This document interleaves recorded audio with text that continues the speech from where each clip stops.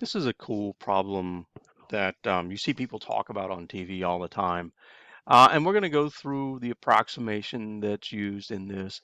So, first thing, scientists sometimes use Newton's law of cooling, and what they're trying to decide is when was the time of death.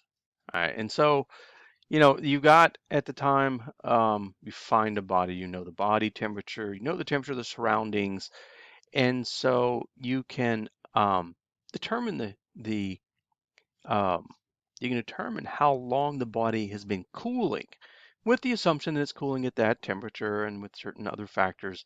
So let's start looking through this and think about some of the assumptions that are going on in this.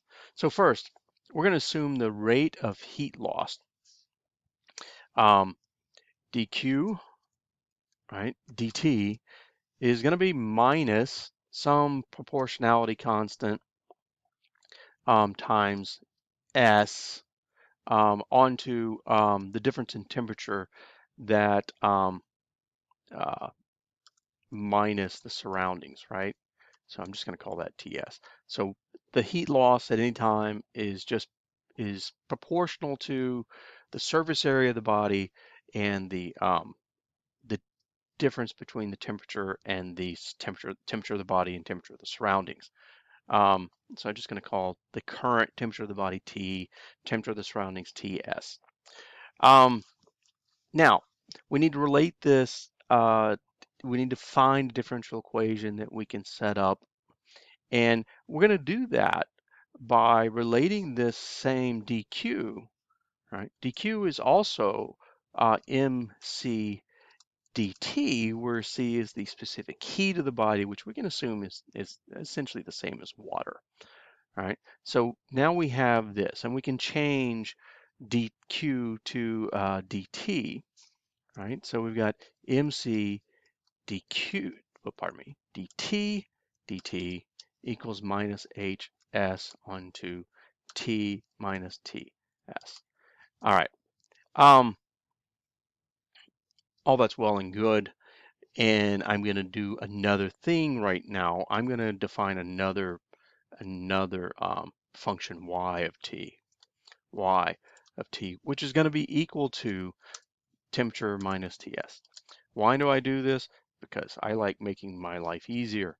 So now we have mc dy dt equals minus hsy. And we can rearrange a little bit. Dy dt is minus hs over mc y. And this all ends up being, if you look up the solution, y as a function of time is y naught, whatever your initial condition is, e to the minus t over tau. Oh, let me make that an actual tau. All right, minus t over tau. And so what is tau? Tau is our 1 over tau, is this hs over mc, wrong c, or tau is mc over hs.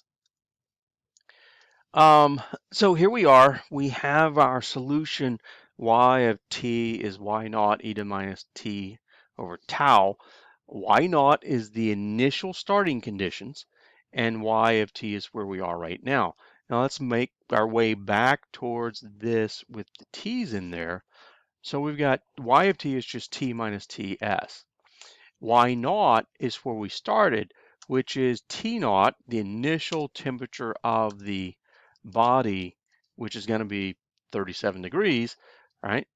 Onto this e to the minus t over tau.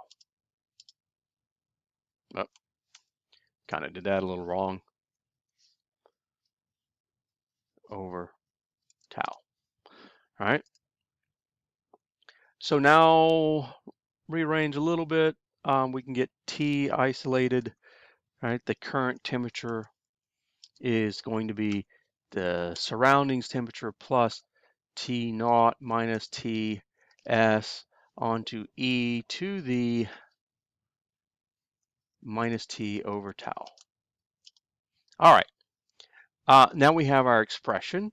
What is this tau? It asks for time constant in terms of specific heat, capacity, density, volume, area, and convection. Okay, so this H I have here is the coefficient of convection. And so they want us to rewrite this tau in terms of volume and density. Well, that's pretty easy because tau, volume, and density give you mass. So mass just becomes rho times volume over the specific heat over the convection coefficient over the area of the body, the surface area of the body. All right, pretty cool so far. So here is our temperature, right? That's where we start off, 37 degrees. That's the surroundings. Um, all we have to do is solve this equation to figure out, and we got this part of how many, I'm going to change this to hours. Hours before you examine the body did he die, right? So you're gonna use this equation right here.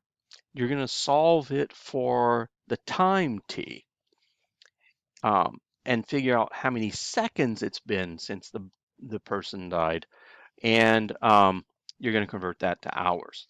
Now let's talk about this time constant, right? I mean, this time constant. Why do we call this a time constant? Well, this is seconds, therefore we call it a time constant, and it sets the scale for this exponential, right? This exponential, if we plot it on a graph, 1 tau to 2 tau to 3 tau to 4 tau, we can plot exactly what it looks like because that's e to the minus 1, e to the minus 2, e to the minus 3. So it's a decaying exponential. The time scale is really set by these factors right here. The specific heat of water, the volume of the body, density of water, the um, convection coefficient, and the surface area of the body. Another question in here, two bodies with the same shape but different sizes, which will cool faster? All right, let's go back to this time constant. Which will cool faster? Well, let's think of the body as a cylinder. Then the volume of the cylinder is going to be pi r squared times the height. Call height the x. Pi r squared times the height. And if all we're doing is having the exact same shape and making it bigger or smaller, we can write this as some proportionality constant,